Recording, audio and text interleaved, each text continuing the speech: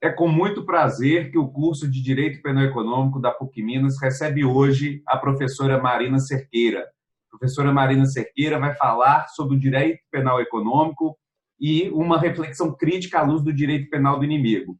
A apresentação devida da professora será feita pelo meu colega, professor do curso, professor Eduardo Milhomens, mas eu quero deixar registrado já, de plano, o meu agradecimento à professora Marina, que muito gentilmente aceitou esse convite, que está sempre comigo nos projetos que desenvolvo, sempre topa participar e sempre é brilhante nas suas falas, e eu tenho certeza que hoje não será diferente. Então eu deixo o meu registro, o meu agradecimento, o meu carinho, a minha amizade à professora Marina, e as portas da PUC Minas estarão sempre abertas para ela. Professor Eduardo Milhomens, a palavra está com o senhor. Obrigado, professor Leonardo. Professora Marina Cerqueira, é um prazer tê-la aqui no curso de Direito Penal Econômico da PUC Minas. A professora Marina é doutoranda em Ciências Jurídicas pela Universidade Autônoma de Lisboa, mestra em Direito Público pela Universidade Federal da Bahia, possui cursos de extensão na área do Direito Penal pela Universidade Göttingen, Alemanha, e pela Universidade Tor Vergata, da Roma, Itália, professora de Direito Penal do Centro Universitário Jorge Amado e de diversos cursos de pós-graduação em Ciências Criminais. Ex-presidenta do Instituto Baiano de Direito Processual Penal e servidora do Ministério Público da Bahia, com atuação na Assessoria Especial Criminal na PGJ. Professora Marina Cerqueira, como eu já falei, é um prazer tê-la aqui, e eu passo a palavra para que você possa nos dar começar a trabalhar no seu tema. Muito obrigado.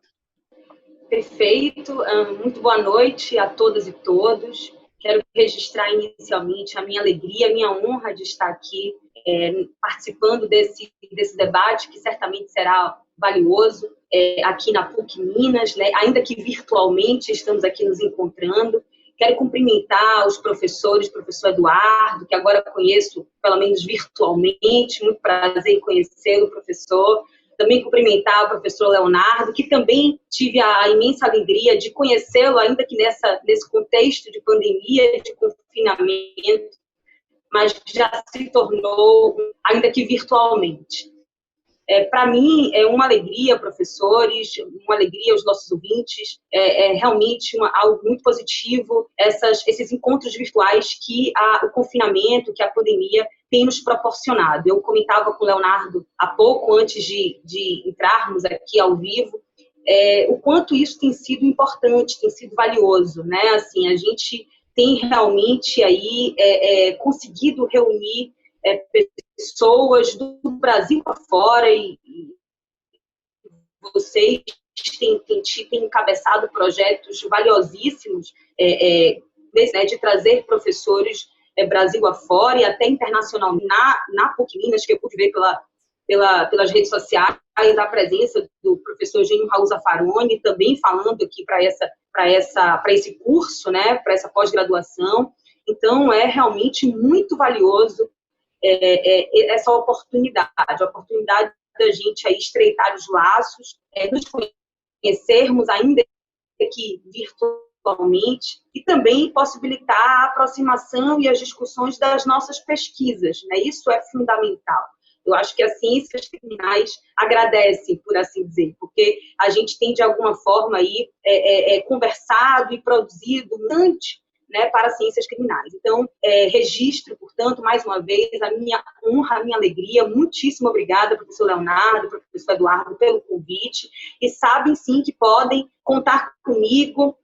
Estamos sempre juntos, né? Podem, sim, contar comigo. E também quero sempre poder contar aí com vocês também. Tenho certeza que também poderei. Bom, a escolha do meu tema, e aí já para ingressar no tema propriamente dito, né, feitas essas considerações preliminares, a escolha do meu tema é um tema que eu tenho, né, pesquisado agora no doutorado. Eu estive com o professor Leonardo numa live interessante que fizemos juntos, numa live da Tiran, né, da Tiran Noblan, e nós discutimos nessa oportunidade o meu livro, né, que foi a minha pesquisa do mestrado aqui na Universidade Federal da Bahia, foi sobre culpabilidade e as pesquisas neurocientíficas. Tivemos um bate-papo muito interessante nessa live, e hoje eu pretendo trabalhar esse tema, porque é um tema que eu tenho pesquisado no doutorado, ao passo que no mestrado eu refleti ali sobre a culpabilidade e os possíveis influxos das pesquisas neurocientíficas. Agora, no doutorado, eu tenho me voltado mais a pesquisar o direito penal do inimigo, o funcionalismo sistêmico do professor Cynthia Jacobs. Então, quando o professor Leonardo me convidou para trabalhar um tema dentro da esfera, né, do direito penal econômico, eu não pude escolher um tema que dentro da minha área de pesquisa fosse melhor que não esse diálogo, né, essas reflexões críticas entre direito penal econômico, né, o que é que ele se propõe, que é o que nós vamos aqui, e o direito penal do inimigo. Né? Será que o direito penal econômico representa, né, uma manifestação do direito penal do inimigo? Poderemos começar a nossa discussão hoje com essa pergunta orientadora, né, que a gente talvez aí pretenda responder ao longo da exposição. Bom, gostaria de começar, professor Eduardo, dizendo uma coisa que me parece óbvia, né, talvez pareça também para todo mundo que está assistindo, mas nos momentos atuais, nos tempos atuais, dizer o óbvio se tornou um pouco relevante. Eu tenho dito isso sempre nas aulas que dou, nas palestras, eu sempre tenho dito isso, porque é verdade, é verdade.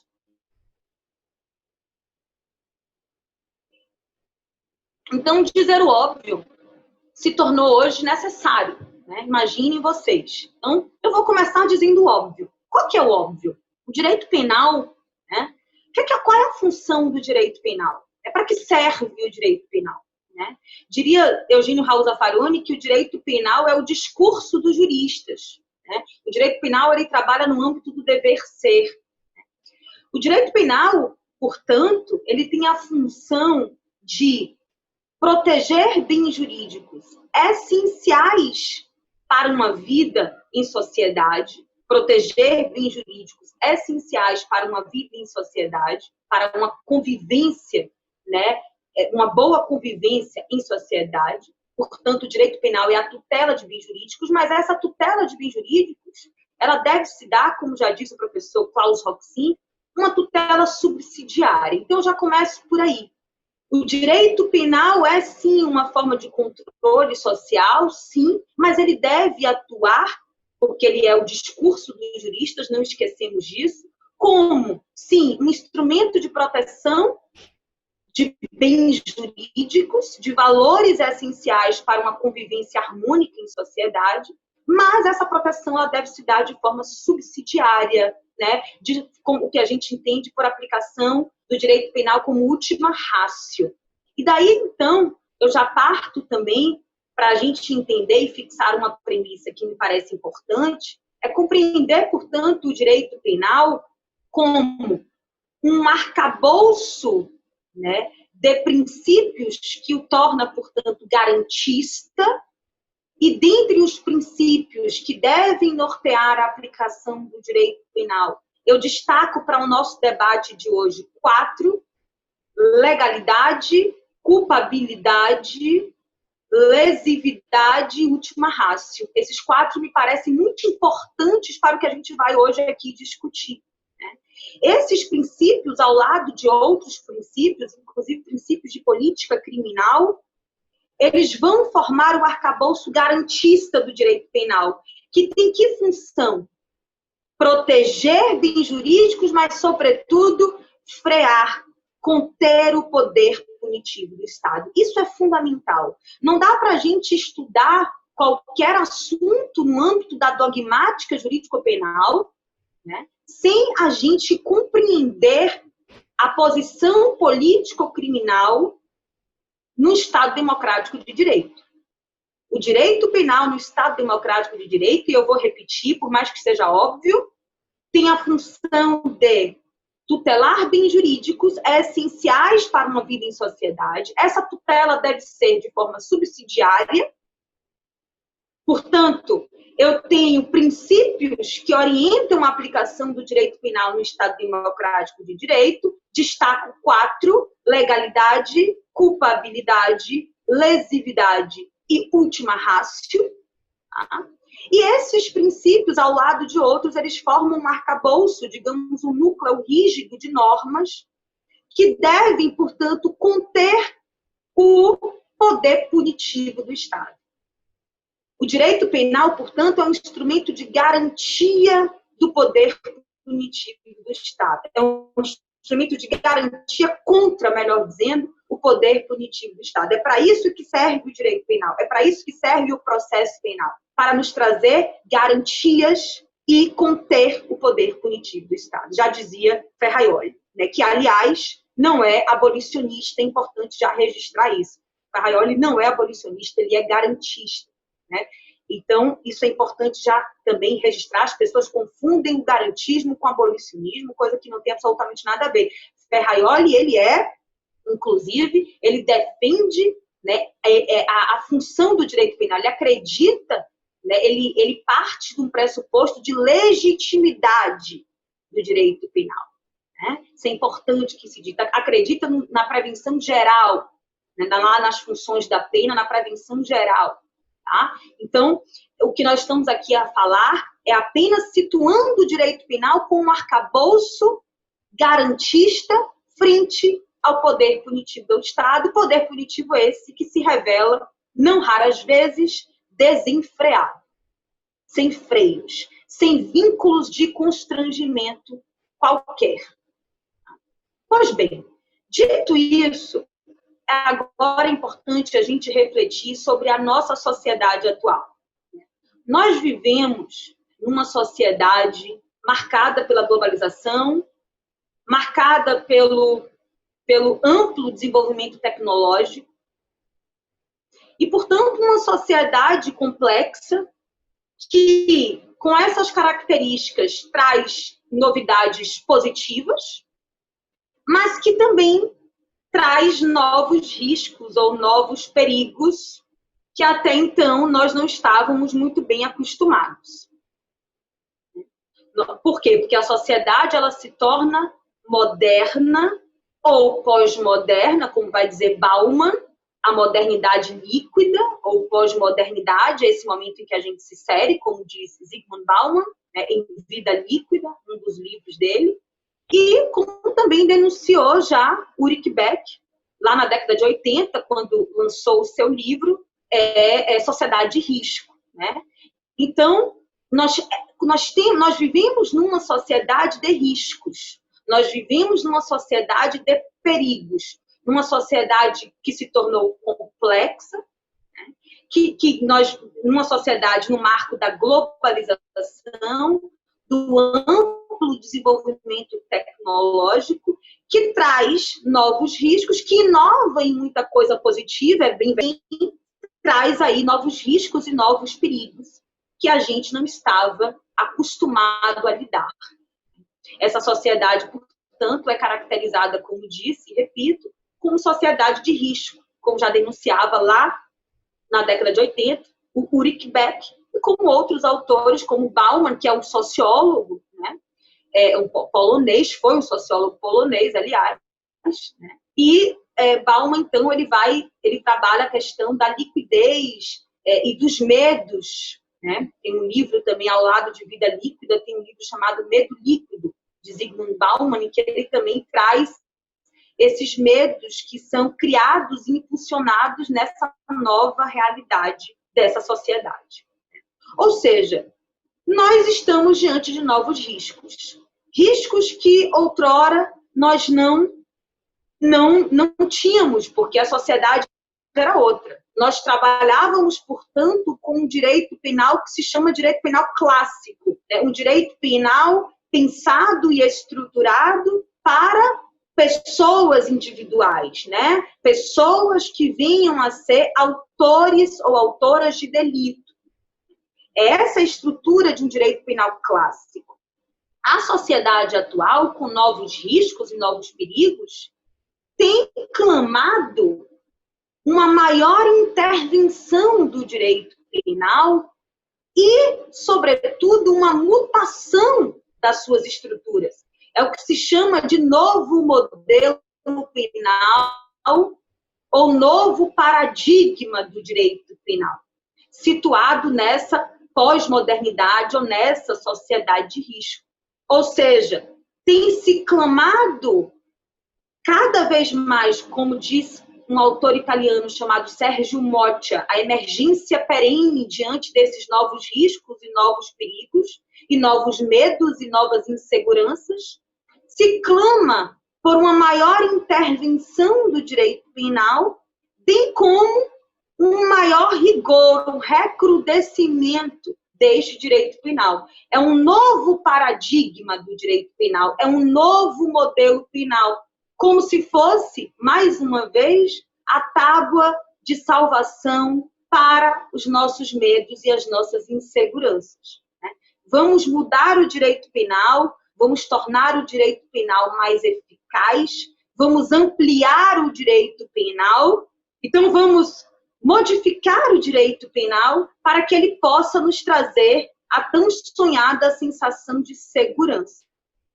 E esse novo paradigma em que se insere esse direito penal, esse novo modelo penal, é justamente o paradigma da macrocriminalidade, proporcionada por essas características dessa sociedade atual, como eu mencionei. E dentro da macrocriminalidade, nós temos justamente o direito penal econômico. O direito penal econômico, a criminalidade econômica, ela surge dentro desse contexto, dentro de um contexto de macrocriminalidade, dentro de um contexto de um novo direito penal, de um outro paradigma do direito penal, um novo modelo penal. E aí nós temos o direito penal econômico.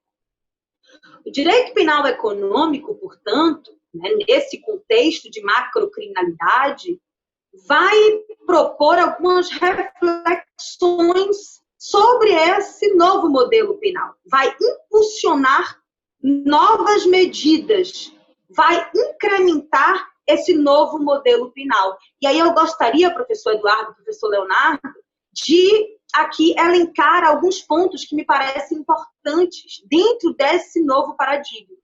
Então, quem está aí nos escutando, os nossos alunos e alunas, qual é o fio condutor que a gente está traçando aqui? É importante. A gente fixou uma premissa elementar, uma premissa essencial acerca da compreensão do direito penal no Estado democrático, da sua função, dos seus princípios, E a gente vem agora denunciar o que é que essa sociedade de risco, essa sociedade pós-moderna, essa modernidade líquida, tem impulsionado, tem provocado para a construção desse novo modelo penal que se apresenta justamente com o direito penal econômico. Nós temos aqui, portanto, alguns pontos que eu destaquei e gostaria aqui de registrar expressamente. Nós vivemos, portanto, nesse novo paradigma do direito penal que se insere, repito, friso, o direito penal econômico, nós vivemos no que o professor Jesus Maria Silva Sanches vai chamar de expansão do direito penal. Ou seja, o direito penal de segunda, de terceira velocidade. Ou seja, você vem aqui, o direito penal vem abraçando, contemplando novas condutas que antes não eram tidas como condutas definidas como crime, mas que agora passam a ser para proteger esse novo ou esses novos bens jurídicos que surgem nessa complexidade dessa sociedade. Nós temos, ao lado da expansão do direito penal, nós temos também o surgimento de novos bens jurídicos supraindividuais. Vejam vocês que surge, por exemplo, no Brasil, na década de 90, a Lei 8137 de 90, que é a lei dos crimes contra a ordem tributária, contra as relações de consumo, na década de 90. Temos também, na década de 90 e 98, a Lei de Proteção ao Meio Ambiente, a Lei 9605 de 98.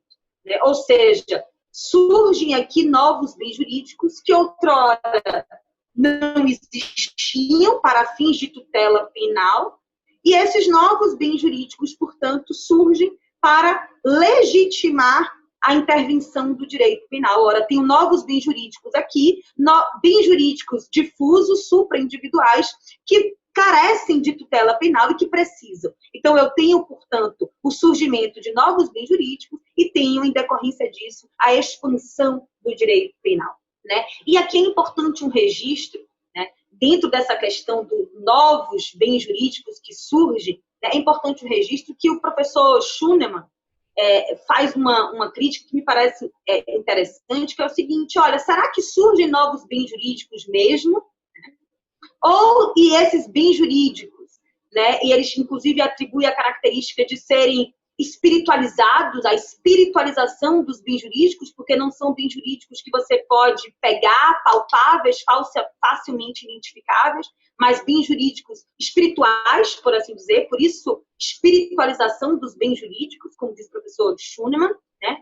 Ou, na verdade, você quer, por meio do direito penal e, portanto, a fim de garantir essa segurança, você vai dando a ideia de que estão surgindo novos bens jurídicos para legitimar a intervenção jurídico-penal, né? Então, é um ponto crítico aqui. Será que surgem bens jurídicos que carecem de tutela penal? Ou eu digo isso para legitimar a intervenção do direito penal, né?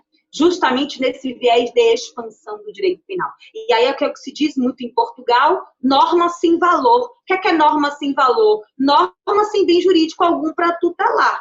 Você diz que tem algum bem jurídico a tutelar pela seara do direito penal. Então, nós vemos, não raras vezes, normas sem valor, ou seja, sem bens jurídicos, objeto de tutela pelo direito penal.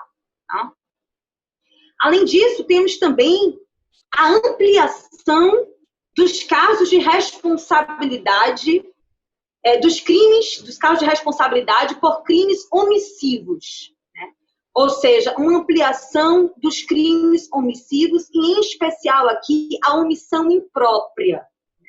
Em decorrência disso, a ampliação dos casos de garantidores. A gente sabe no artigo 13, parágrafo 2º do Código Penal, alíneas A, B e C, estabelece ali quem são os garantidores, ou seja, aqueles sujeitos que têm o dever de proteção para com o bem jurídico, têm o dever, desde que possam evitar o resultado, e por isso eles devem responder como se tivessem praticado crime, a ideia de crime comissivo por omissão ou a omissão imprópria. Nós observamos hoje um alargamento das hipóteses de crimes omissivos e, para além disso, da omissão imprópria, ou seja, da possibilidade de ser garantidor. Vamos aqui, por exemplo, destacar rapidamente o compliance officer, por exemplo, e a sua posição de garantidor dentro de uma estrutura empresarial.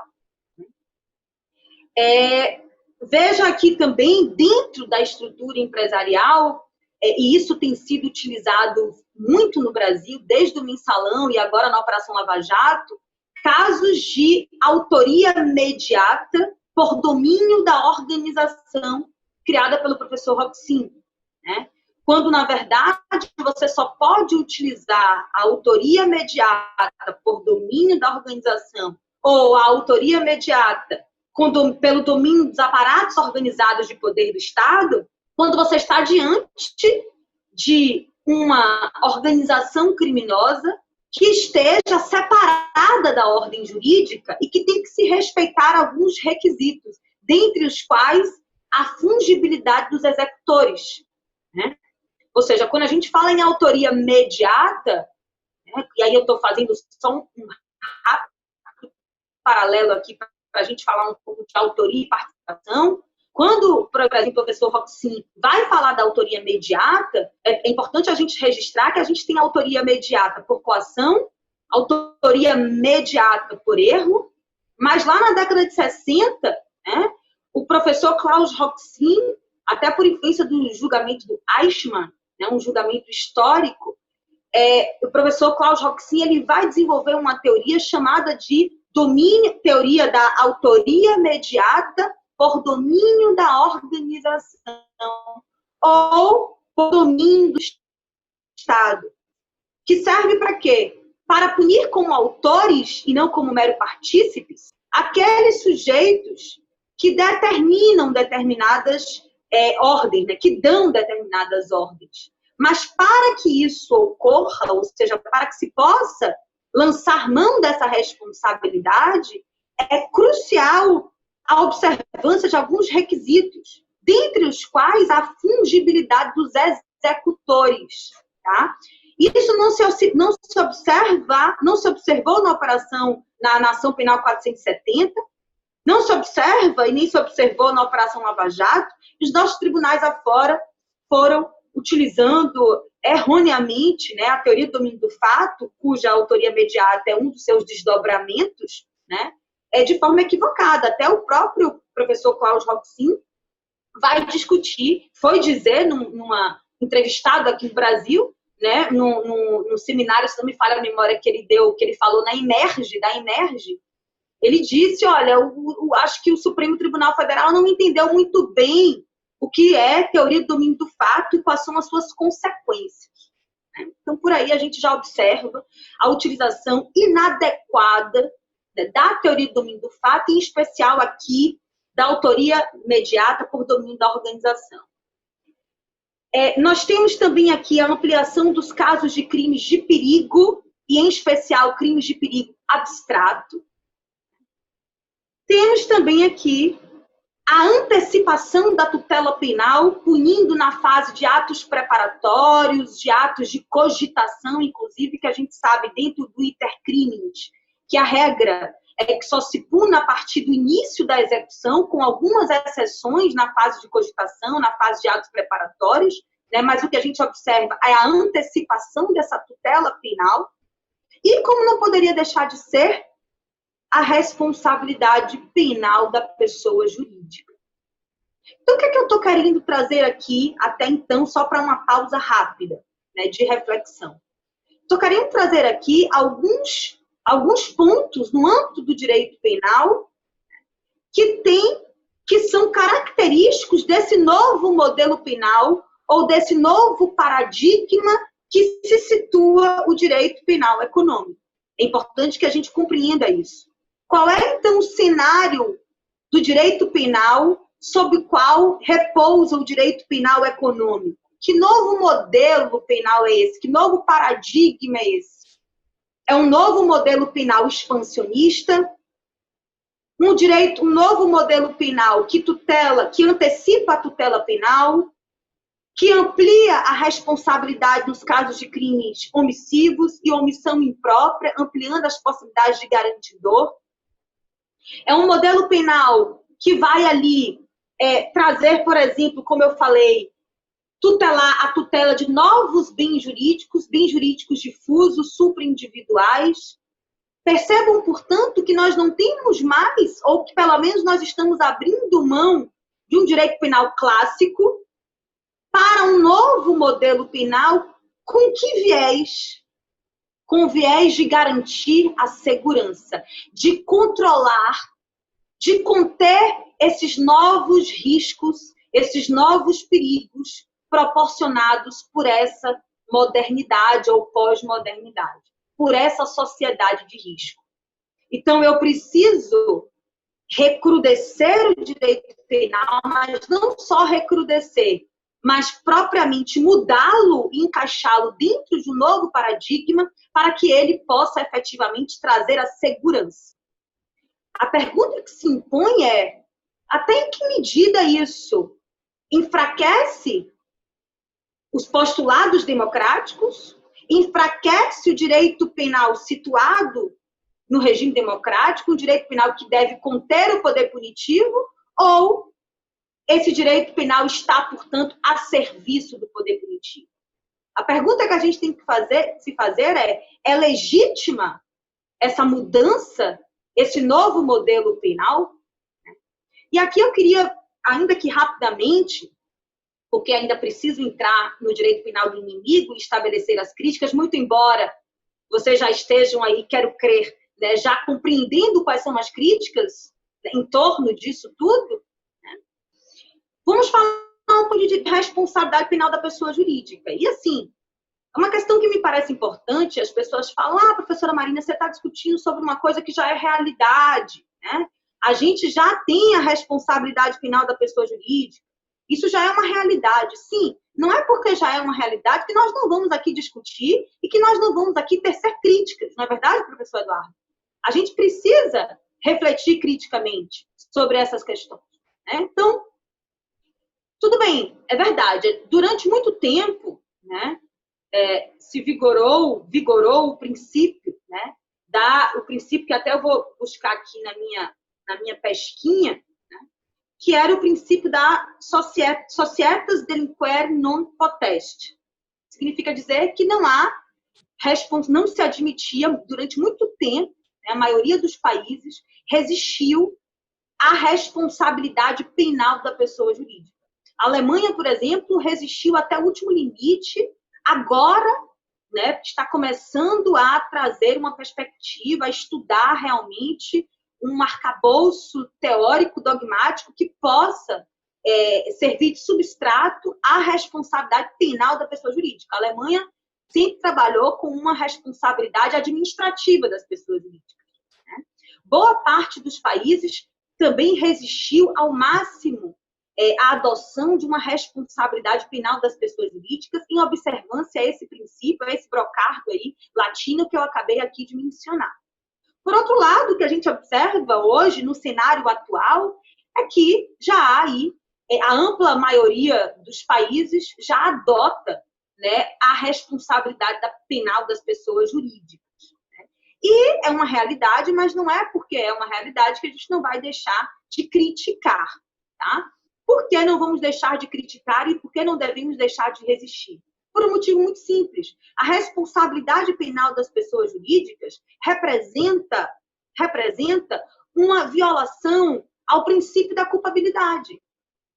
O princípio da culpabilidade vai nos dizer que a responsabilidade ela é subjetiva, ela é individual. Ou seja, o que eu quero dizer com isso? A nossa estrutura dogmática ela foi edificada, ela foi estruturada, ela foi construída a partir, como eu disse um pouco antes, no início aqui da apresentação, a partir da perspectiva de uma pessoa física, né?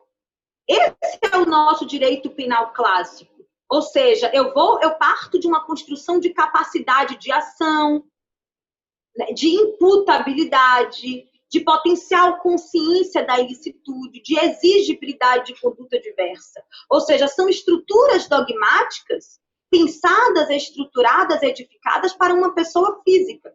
Essa estrutura dogmática não contempla, portanto, uma responsabilidade penal das pessoas jurídicas. Não dá para aceitar. Nos países que admitem, né, Portugal, Espanha, até aqui no Brasil, como a gente sabe, aqui no Brasil é possível a responsabilidade penal das pessoas jurídicas no caso de crimes ambientais, né? Nesses casos que se admite a responsabilidade penal das pessoas jurídicas, o que a gente observa é uma espécie de um modelo de autorresponsabilidade, ou seja, em que é possível imputar somente a pessoa jurídica, né? Imputar a responsabilidade penal somente à pessoa jurídica e não vinculando a uma pessoa física, né? Dentro dessa esfera de autorresponsabilidade, a gente, por exemplo, compreende uma grande importância do Klaus Tiedemann, né, na construção de uma ideia a pessoa jurídica ela seria responsável por um defeito na sua organização, né? Gomes Dias Rara, inclusive um outro autor muito importante, vai trabalhar com o modelo construtivista, né, de responsabilidade penal das pessoas jurídicas. É um crítico ferrenho, mas vai trabalhar com a ideia de modelo construtivista, ou seja, de tentar se construir uma nova teoria do delito que possa efetivamente dar conta, né, da responsabilidade penal da pessoa jurídica, porque esse modelo que nós temos, essa estrutura dogmática que nós temos, não dá conta, é impossível. Por isso que seria o caso, como diz Gomes Dias Hara, se valer de um modelo construtivista que possa, sim, dar substrato, né, a uma responsabilidade penal da pessoa jurídica.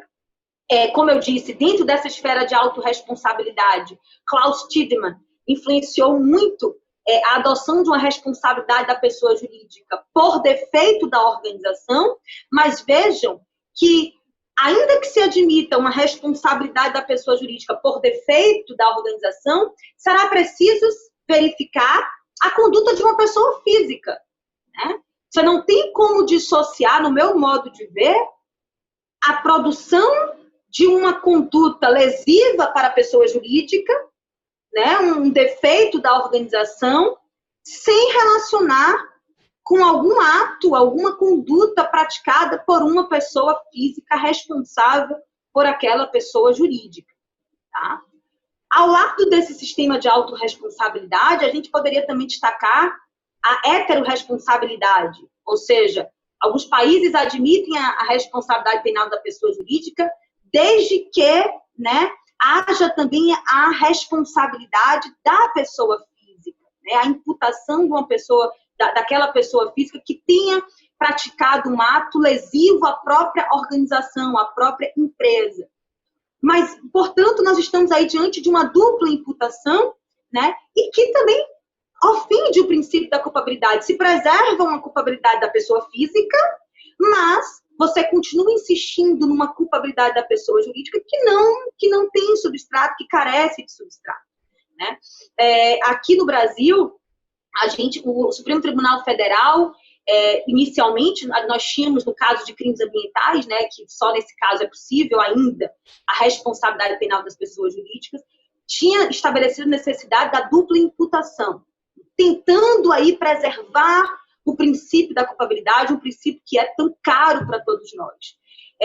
E, na verdade, o que a gente observa é que, hoje em dia, o Supremo Tribunal, na verdade, um tempo para cá, o Supremo Tribunal Federal passou a relativizar a regra da dupla imputação, né? Então, admitindo, portanto, uma responsabilidade própria da pessoa jurídica, sem termos uma estrutura dogmática que contemple isso. Porque se você vai construir, como lança a mão o professor Gomes Dias Hara, né, lança a mão de um modelo construtivista, ora, tudo bem, então vamos pensar numa responsabilidade própria, mas vamos então jogar fora o que nós temos, do ponto de vista da estrutura dogmática, do edifício dogmático, e vamos reconstruí-lo para pensar em uma conduta própria da pessoa jurídica, que não dá uma tentativa, como diz o Tiedemann, de você ter um defeito de organização, tudo bem, para tentar ter uma responsabilidade penal da pessoa jurídica, mas um defeito de organização baseado em que isso está relacionado à atividade de uma pessoa física, não tem como dissociar,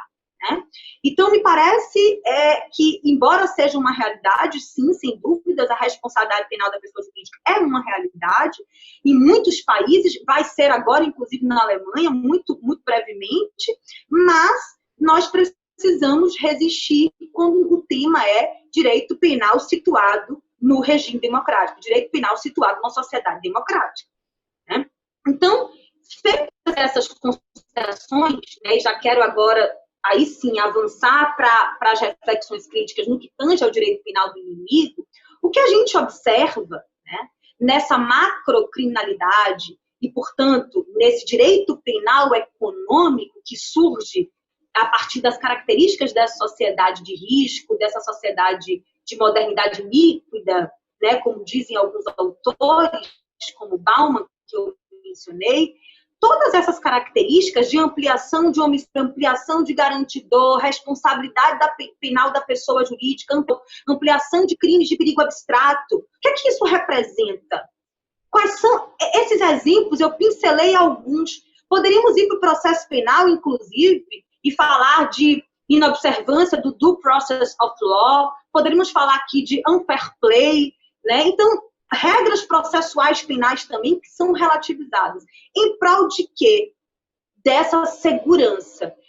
Surgem novos riscos, surgem novos perigos, e eu preciso conter a sensação de segurança. E é incrível como essa sensação de segurança só pode ser dada pelo direito penal. Então, o que a gente observa é uma mutação do direito penal. Esses exemplos que eu trouxe, né, são apenas ilustrativos para a gente refletir sobre esse novo modelo penal, esse novo paradigma, né, do direito penal, no qual se insere o direito penal econômico. Isso representa o quê? Aí vamos lá. Isso representa relativização, ou por que não dizer mesmo, aniquilamento, né, dos princípios que são normas de política criminal, dos princípios que são normas do direito penal no Estado democrático. Então, acreditar que mudando o direito penal, que nós vamos ter um direito penal mais rígido, um direito penal com todas essas características, ele vai conseguir conter esses riscos e me trazer a segurança? Qual preço, então, eu pago por isso? Essa é a questão reflexiva e importante. Qual preço eu, Estado democrático, e o Brasil, uma democracia tão recente, nós estamos dispostos a pagar? Essa é a grande questão. E aí, veja, por que direito penal do inimigo? Ora, tem tudo a ver. Né? O direito penal do inimigo, do professor Guinther Jacobs, né? E, na verdade, é do professor Guinther Jacobs, mas a gente sabe, se a gente for estudar ao longo da história, a gente tem diversas demonstrações de direito penal do inimigo, com Carl Schmitt, com Agamben, né? Dois grandes autores aí sobre direito penal do inimigo. Né?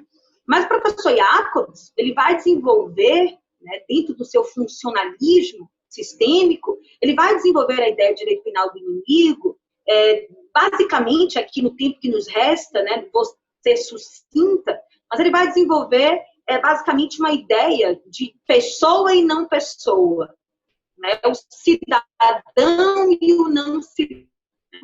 O cidadão, a pessoa, seria aquele que costuma respeitar as normas, né? E, portanto, aquele sujeito ele deve ter a seu favor todas as garantias constitucionalmente preservadas, asseguradas.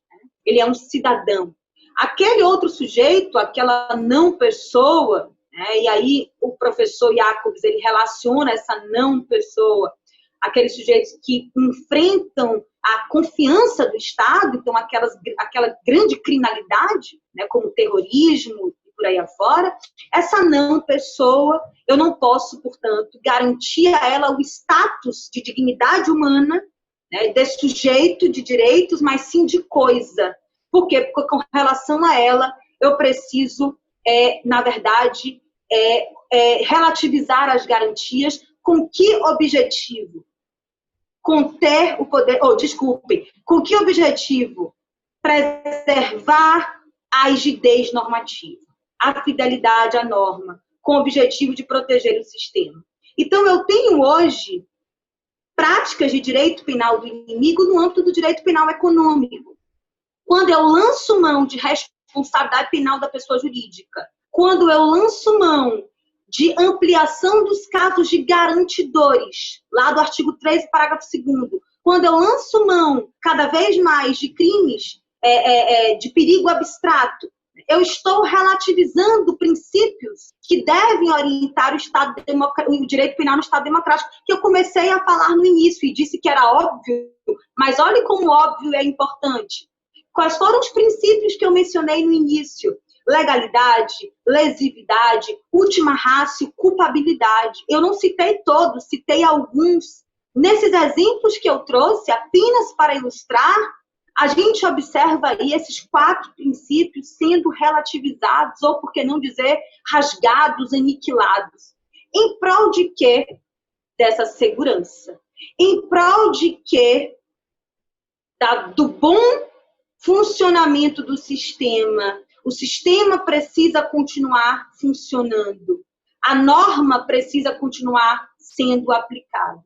É a fidelidade ao direito, é a prevenção geral positiva. Né? Cada vez mais eu me convenço da importância que se confere à prevenção geral positiva, a necessidade de conter as expectativas normativas. O direito ele está muito mais preocupado em manter as expectativas normativas. Esse é o ponto fulcral. Então, se eu lanço mão de um novo direito penal, de um novo paradigma do direito penal, com todas essas características que eu não busquei aqui, por razões óbvias, terminar. Antes, pelo contrário, mas só trazer alguns pontos. Né? Não procurei ser exaustiva. Isso tudo revela justamente a relativização de um direito penal que nós merecemos. De um direito penal que o Estado democrático de direito merece, que é um direito penal garantista e, portanto, com todas essas normas, princípios, que vai conter o poder punitivo do Estado.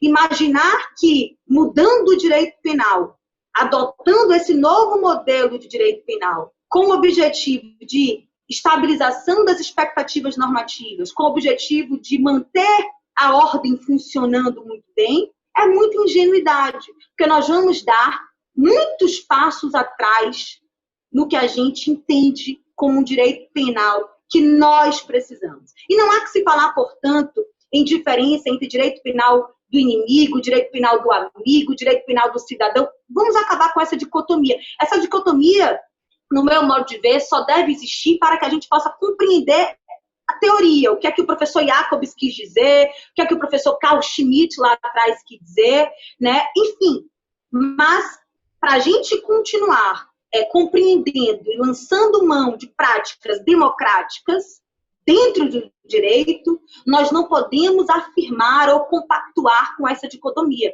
O direito é um direito, o direito penal é o direito penal do cidadão e ponto. O que significa dizer isso? Significa dizer que por mais grave o crime que tenha sido praticado, por mais complexo o crime que tenha sido praticado, por mais que tenha atingido novos bens jurídicos difusos, supraindividuais, dessa nova realidade, né, dessa sociedade de risco, isso não significa dizer que eu deva lançar mão de práticas antidemocráticas, que eu deva mudar o direito penal para atender a essas novas exigências de segurança, a essas novas exigências de controle.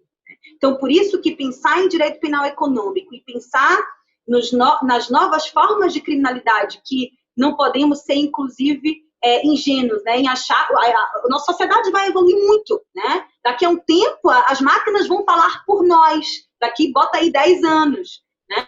Então, é claro que a sociedade se tornando complexa, novos riscos sempre vão surgir, novos perigos sempre vão surgir, a necessidade de contê-los também. A pergunta que se coloca e eu finalizo com essa pergunta que já busquei responder e que já fiz ao longo da minha exposição aqui. A pergunta é: qual preço nós estamos dispostos a pagar?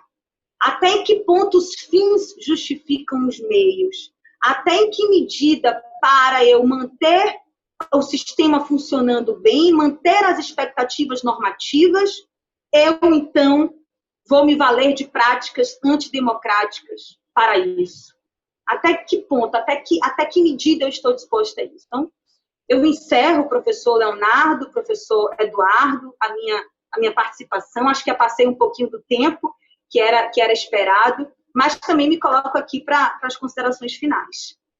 Professora Marina, eu não esperava nada diferente que não fosse impressionante.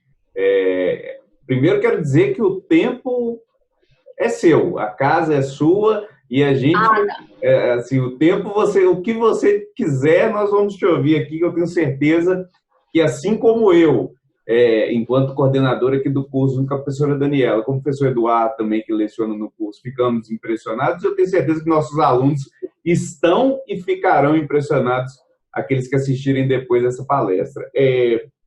E eu achei muito interessante essa construção que você fez, passando, especialmente, porque você citou 2 autores que eu estou com os livros do meu lado aqui, que é o professor Zaffaroni e o professor Ulrich Beck. E eu reli o professor Ulrich Beck, a introdução dele, como é perfeita a introdução dele. Feita em 1986, lida em 2020, especialmente em razão do isolamento da pandemia. Então, eu até aconselho aqueles que estão assistindo, né, essa palestra, que leiam a introdução do professor Ulrich Beck no Sociedade de Risco. E o professor Zaffaroni você citou ele tanto, e nós tivemos realmente o prazer de tê-lo aqui no curso, e ele trabalhando a questão da conduta, eu li esses dias, ele faz uma crítica contundente à questão da responsabilidade da pessoa jurídica. Ele fala não só da culpabilidade, não só da individualização da pena, mas ele também trabalha a questão da conduta para demonstrar a impossibilidade dessa responsabilidade. Certamente ela será expandida, você sabe disso, eu sei disso, mas é bom saber que eu tenho uma companheira nessa resistência à responsabilidade da pessoa jurídica, porque eu também sou dessa posição. Acho extremamente absurdo e desnecessário essa utilização da responsabilidade penal da pessoa jurídica. Leonardo, me permita só uma intervenção rápida.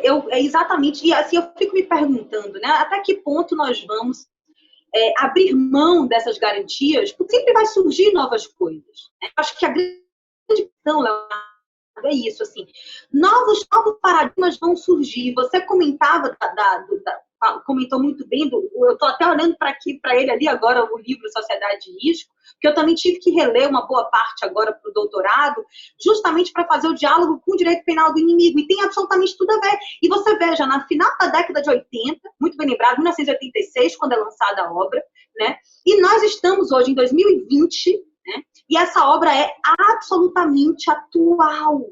Não tem como nós, no mundo hoje, né, a gente não aproveitar esse momento. Então, realmente fica a dica para os alunos e alunas que, se puderem, leiam a Sociedade de Risco, do professor Ulrich Beck, e leiam também Bauman.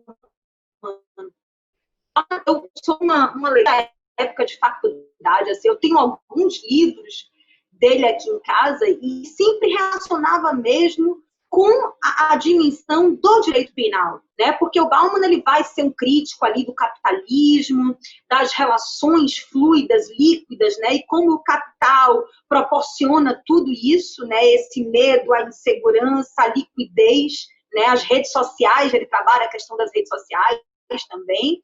Então, como é que a gente pode situar o direito penal a partir dessas reflexões? Eu vejo assim, sempre os meus alunos e alunas, professora, me indique um livro de direito penal, né? Gente, direito penal, para a gente oxigenar, inclusive ter uma reflexão crítica, né? É muito importante que a gente leia filosofia, que a gente leia sociologia, né? Então, assim, a leitura desses autores, né, com essa compreensão para o mundo atual, para essa contingência que a gente está vivendo, é importantíssimo, é muito importante mesmo. E é isso, assim, eu acho que a gente, eu busquei destacar esses pontos, né, da expansão, da responsabilidade penal da pessoa jurídica, dos crimes de perigo abstrato, enfim, todos esses pontos que eu trouxe, porque, Leonardo, são pontos fulcrais da nossa realidade hoje, mas não vão deixar de ser daqui a 10 anos, e antes, pelo contrário, nós vamos nos deparar com novos riscos, nós vamos ter que controlar. E aí, até quando nós vamos sempre lançar mão do direito penal como se fosse a tábua de salvação para resolver os nossos problemas? As pessoas perguntam, mas a sociedade é uma outra sociedade, a sociedade de hoje não é a sociedade de lá atrás. É verdade, ok. A pergunta que a gente tem que se fazer é, tudo bem, a sociedade se tornou complexa, é uma nova sociedade, mas ela traz mesmo elementos para viabilizar a intervenção do direito penal? Esses novos riscos só podem ser contidos pelo direito penal? Essa é a reflexão que a gente tem que se fazer. E não já lançar mão do direito penal de forma irrefletida, assodada, né, e achar que vai ser possível controlar a situação. Não vai ser possível. Ponto 1, que a gente sabe de todos os problemas que o direito penal tem, aí a criminologia crítica vai denunciar muito bem a deslegitimação desse direito penal, né? E não vai resolver porque nós vamos, na verdade, além de não resolver, nós vamos modificar as suas estruturas dogmáticas. A que preço? A que preço nós vamos modificar as suas estruturas? A que preço? Vamos modificar sem modificar, porque a doutrina é praticada por um ser humano, capacidade de ação é uma pessoa física, consciência, vontade. Como é que eu falo de dolo? Né? Como é que eu falo de dolo? Então, é complicado, é muito difícil, assim, as pessoas dizem, mas já é uma realidade. É uma realidade. E por isso nós não vamos discutir? E por isso nós não vamos resistir? Então, na verdade, professor Leonardo, a minha discussão aqui hoje, né, é muito mais até um desabafo, né, de uma pesquisadora que tem se debruçado sobre esses temas, tem lido muito sobre isso, agora um doutorado, e tem tentado ser resistente. Né?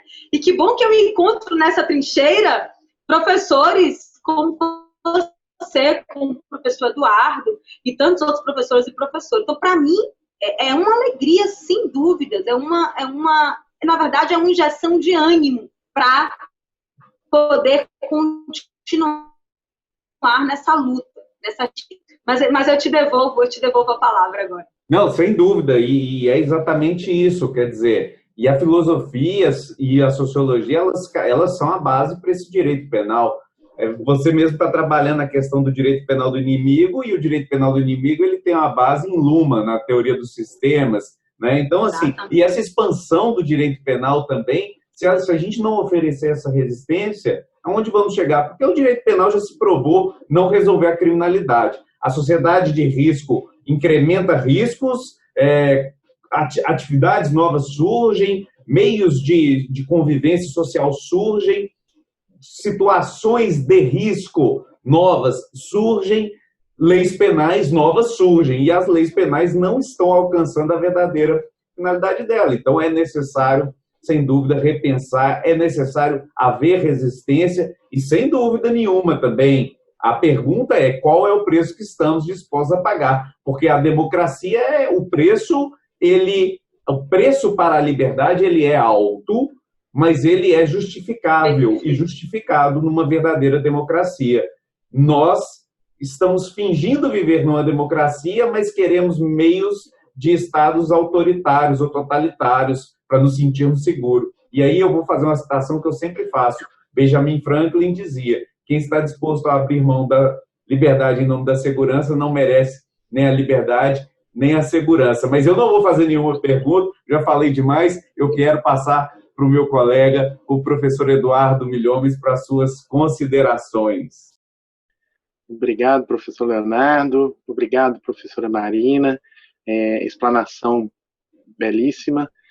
E todos esses questionamentos são os questionamentos que a gente faz e que a gente tem que fazer na academia e também como advogado, como os profissionais, como operadores do direito. Eu tenho na verdade, uma questão, e aí eu vou, como você falou que a gente está nessa trincheira juntos, eu vou levantar a bola para ver se você me ajuda aqui também.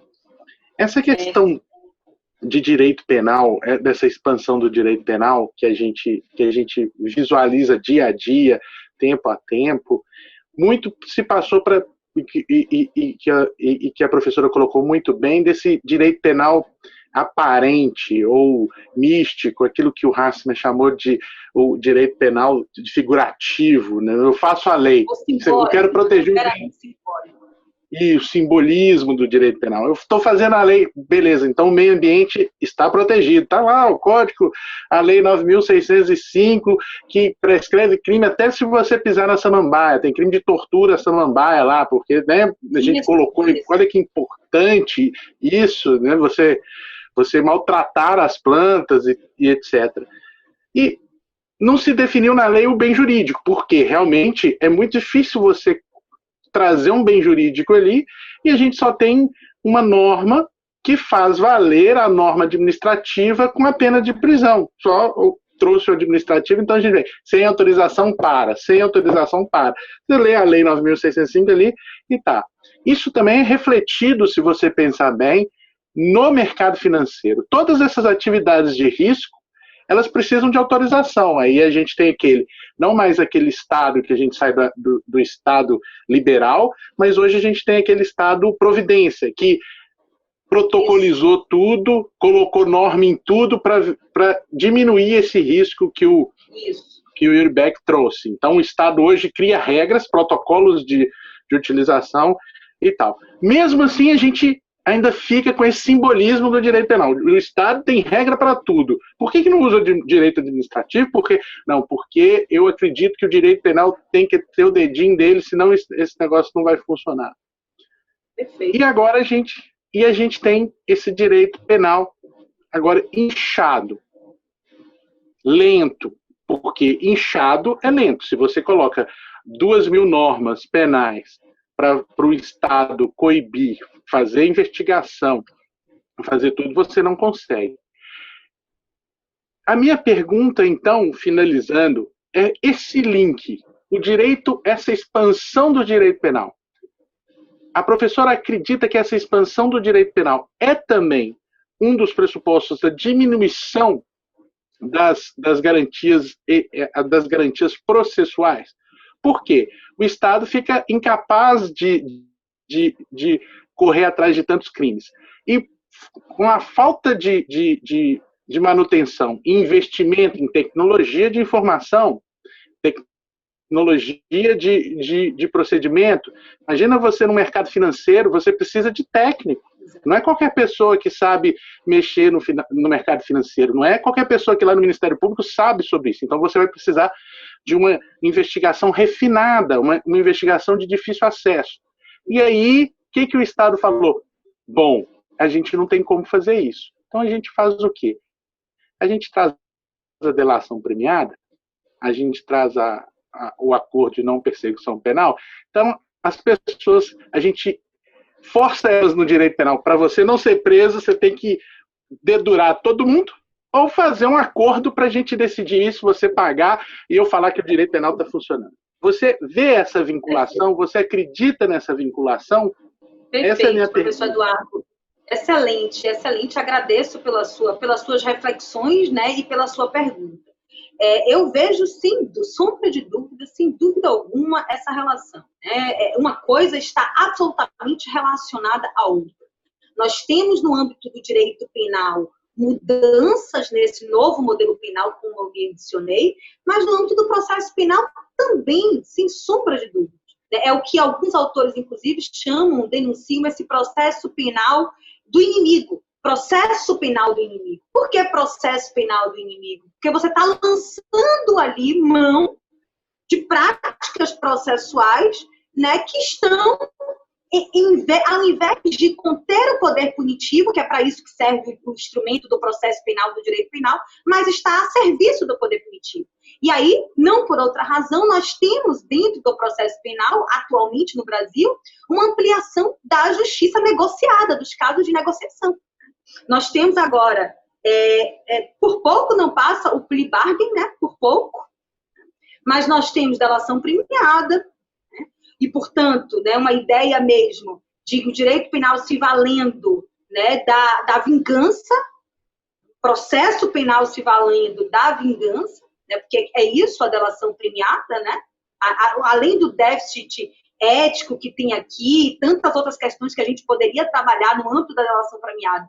Mas isso aqui é uma estrutura de processo penal negocial e que trabalha, sim, com vingança. Trabalha assim com vingança. É preciso ter coragem para admitir, mas é a verdade. Né? Nós temos agora, você trouxe muito bem, o artigo 28A, agora no Código de Processo Penal, com um acordo de não persecução penal, que, aliás, ainda está com a sua eficácia suspensa pela liminar do ministro Luiz Fux, né? Mas já é uma realidade.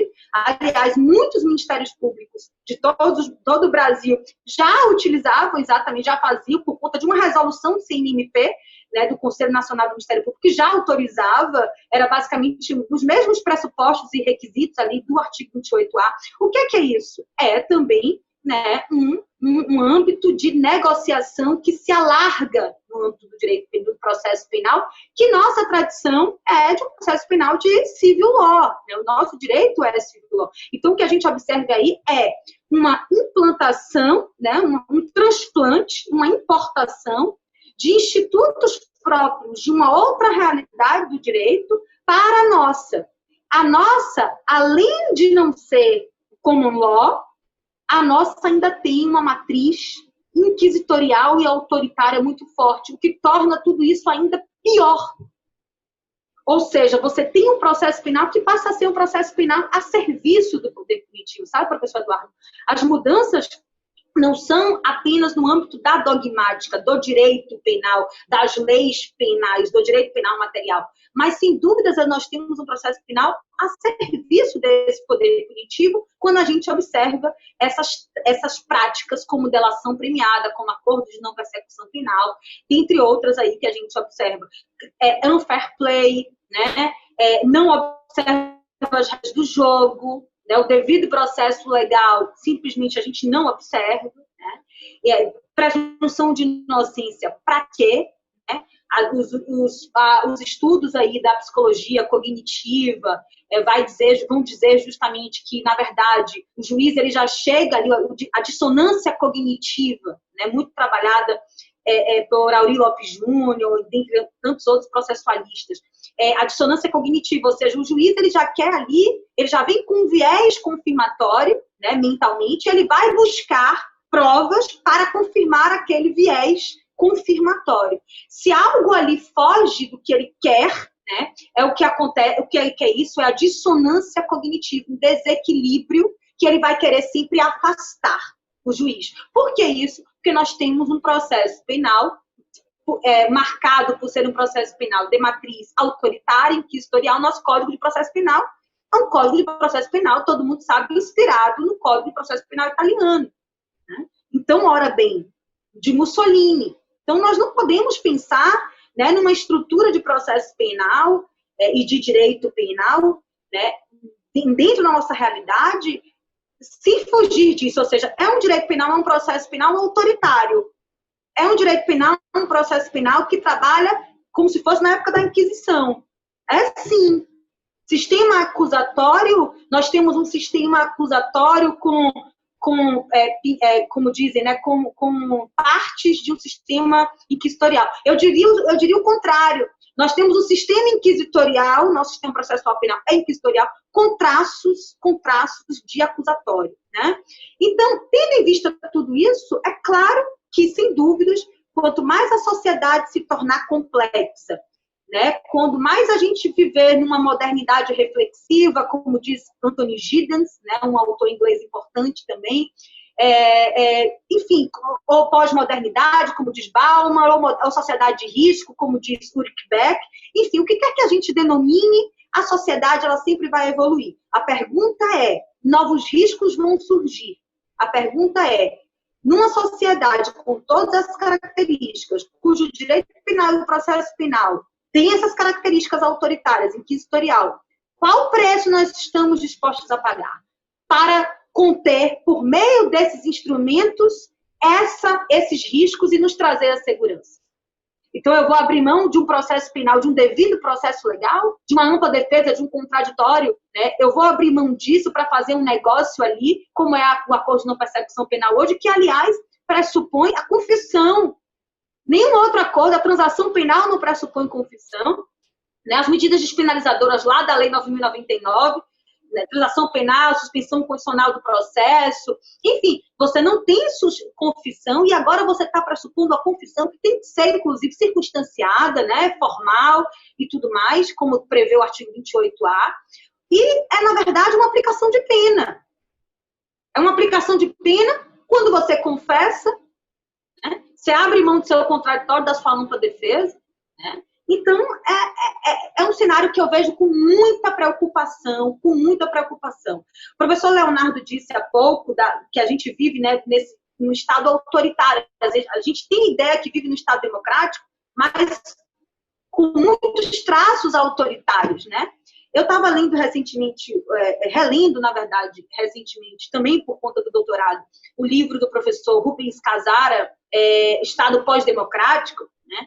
E eu tenho me convencido, né, até por influência e admiração que eu tenho pelo professor Rubens e também pela leitura dele, eu tenho me convencido que nós vivemos, na verdade, essa ideia de democracia, né, ela não existiu no Brasil, né?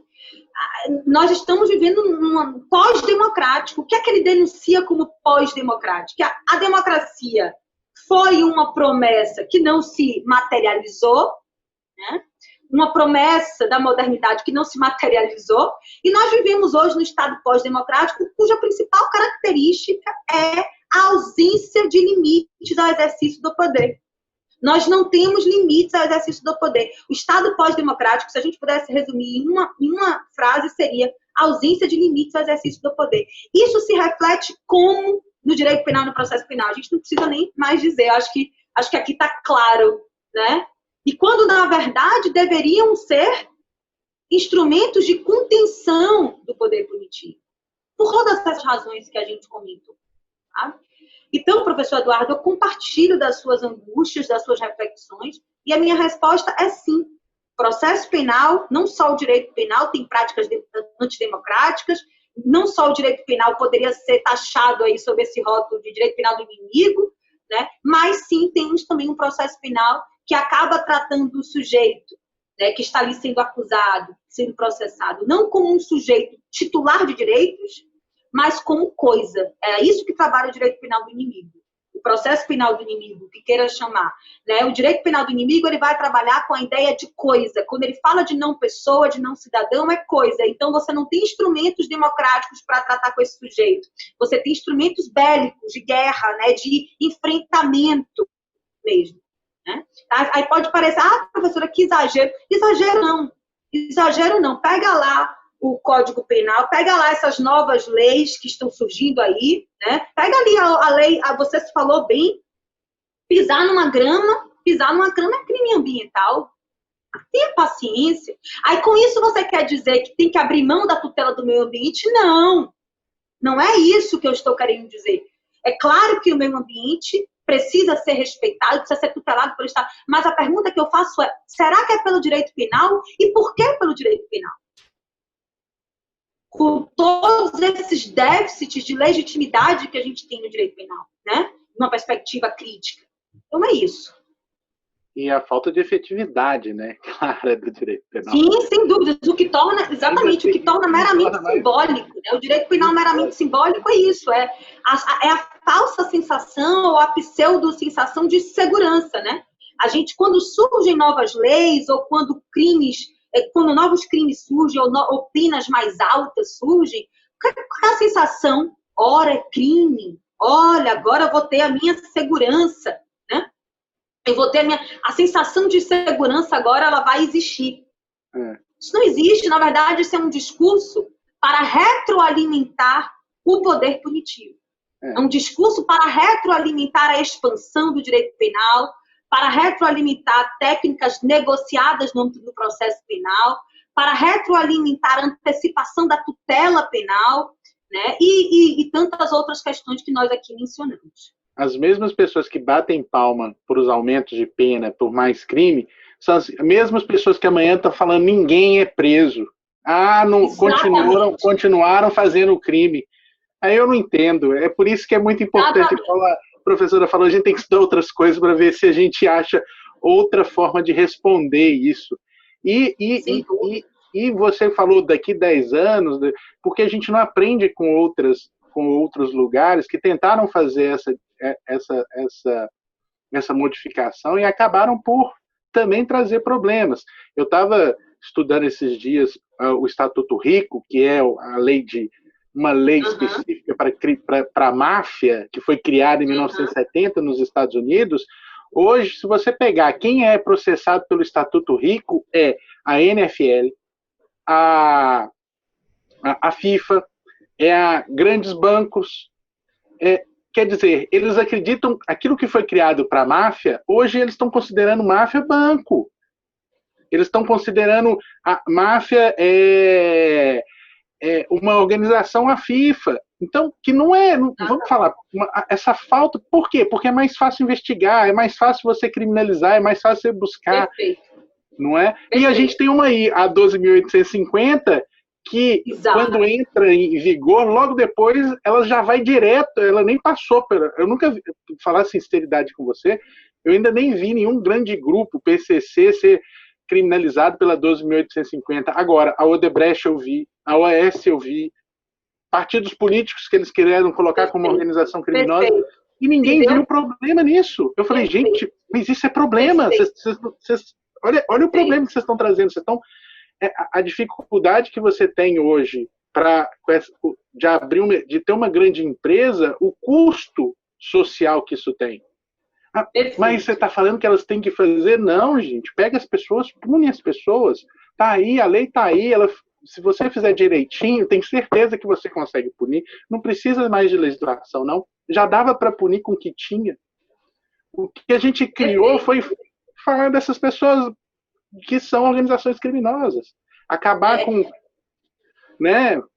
Então, perfeito. O futuro nosso está traçado. É isso.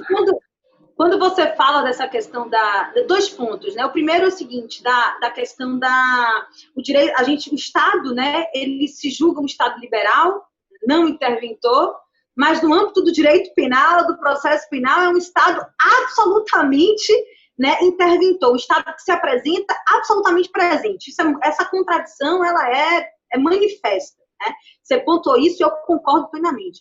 E um outro ponto que você está trazendo aí, com bastante acerto também, é justamente essa questão de você ter utilizado a Lei 12.850 nos casos de repercussão midiática de grandes organizações criminosas que não são, como a Odebrecht, como você mencionou, e tantas outras empreiteiras do país que foram aí alvos, né, na Operação Lava Jato. O que é isso? E aí eu mencionei também, dentro dessa realidade, você chama de grandes organizações criminosas para legitimar a autoria mediata por domínio da organização. Ou seja, você diz que é uma organização criminosa, olha que coisa, me perdoe a expressão, mas que coisa maluca. Você diz que é uma organização criminosa, né? Você vai estabelecer ali, na figura daquela organização, um presidente, né? Como aquele presidente que era o garantidor, que tem o dever de vigilância dentro daquela corporação, daquela empresa, e, portanto, vai atribuir a ele o dever de agir, desde que possa, para evitar o resultado. Olha que coisa louca. Vai colocar ele como garantidor, né? Vai colocar ele, portanto, como possível sujeito autor de um crime comissivo ou omissivo, partindo de uma teoria, que é a teoria da autoria mediata por domínio da organização, que não se aplica, que é uma das consequências da teoria do domínio do fato, mas que não tem aplicação, não tem aplicação nesse caso, por um motivo simples. Não estamos falando de uma organização criminosa, ou seja, de uma ordem apartada, separada do direito, é um dos requisitos estruturais, e nem estamos falando da fungibilidade dos seus executores para que se possa falar em autoria mediata por domínio da organização. É por isso que a gente, me perdoe, passamos vergonha aqui, nós passamos vergonha com o professor Roxin falando que o Supremo Tribunal Federal não entendeu muito bem a teoria do domínio do fato. Né? A autoria do domínio do fato com as suas consequências, claro, a autoria imediata, a autoria mediata e a coautoria, o domínio funcional. Né? Então, é justamente o professor Eduardo que ele estava comentando, eu estava comentando exatamente isso. Com base na ideia de que essas empreiteiras, né, essas empresas seriam organizações criminosas, ou seja, parte de uma premissa absolutamente equivocada, você lança a mão de teorias de igual modo que inadequadas para aquele caso.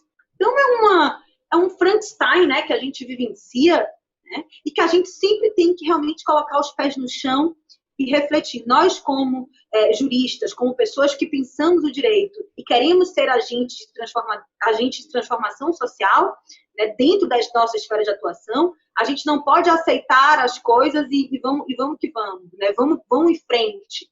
A gente precisa olhar para as coisas como elas nos apresentam, né, para o estado atual de coisas e criticá-las, né? Exercer a nossa reflexão crítica e resistir mesmo, ainda que seja... Tudo bem, é uma realidade, mas eu vou resistir pesquisando, escrevendo, falando, mas eu vou resistir. Me unindo a vocês, nos unindo, mas nós vamos resistir. Acho que é esse o grande caminho que nos resta. Muito obrigado, professora. Você foi... Eu que agradeço. A frase Frankenstein, que é isso mesmo que a gente tem. É verdade, né? A imediata lá do Roxin, fomos lá nos Estados Unidos, trouxemos a cegueira deliberada, aí juntamos tudo e falamos, oba, vamos, olha que bacana. Se a gente juntar tudinho, a gente consegue. Não é assim? É exatamente isso. Nenhuma. Né? Vamos jogar tudo aqui num caldeirão, balançar e ver o que sai. Aí saiu esse Frankenstein. Isso. Muito obrigado, É isso mesmo. Eu que agradeço, obrigado. professor Eduardo. Muito obrigada. Essa importação de instrumentos que vocês estão falando também, eu converso muito com o professor Alaor Leite, e ele sempre fala muito desse problema, que a gente tem que ter esse cuidado, e que a legislação brasileira ela já é suficiente para resolver os problemas que nós temos. Pois bem. Eu acho que eu já até comentei com a professora Marina, e eu estou trabalhando no meu doutorado a questão da responsabilidade nos crimes homicídios impróprios, especialmente ligados a dirigentes e tal. Então, perfeito, excelente. O dano dolo e culpa, a omissão em si, a questão da cegueira deliberada naturalmente aparece, a questão do concurso de agentes naturalmente aparece, mas você começa a perceber o quanto a legislação brasileira é suficiente. Por que se lança a mão desses instrumentos? Porque não se consegue punir, porque não tem prova para punir as pessoas naqueles fatos.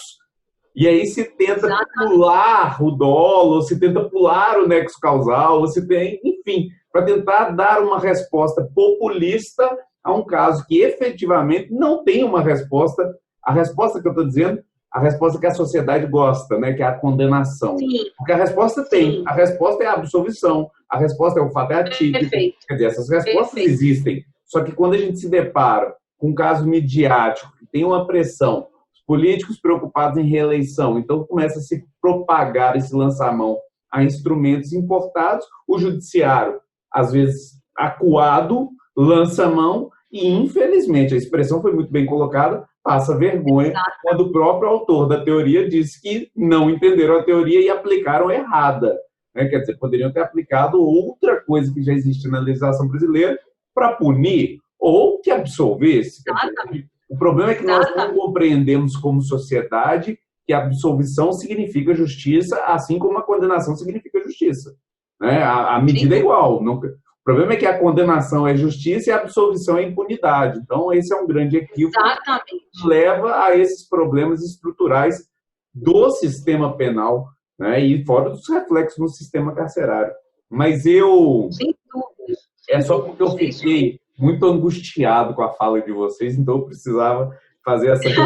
Não. Precisava trazer seu desabafo também, né, Léo? Um pouco. Mas eu quero agradecer muito. Estamos no mesmo barco. Hã? Sem dúvidas. Isso. Eu quero agradecer muito a professora Marina, dizer a ela, professora Marina, que a PUC Minas é a sua casa também. Viu? Venha, esperamos que após a pandemia possa estar conosco aqui presente e vem tomar um café e um pão de queijo ou uma caipirinha, como o professor Zaffaroni também me provocou aqui. Eu falei para comer um pão de queijo, um café e o outro queria uma caipirinha, mas enfim... estamos esperando. Muito obrigado mais uma vez.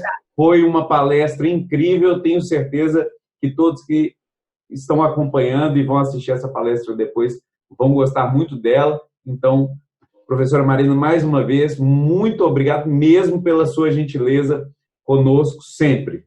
Professor Leonardo, professor Eduardo, eu que agradeço mesmo. Para mim foi uma alegria, uma honra, sempre será. Bater papo com vocês, né? Poder estarmos juntos, sem dúvidas, é uma alegria enorme. Então, eu que agradeço. Contem comigo, seja virtualmente, seja no mundo pós-pandemia, no novo normal. Contem comigo, sim. Vou cobrar o meu pãozinho de queijo, a minha caipirinha também.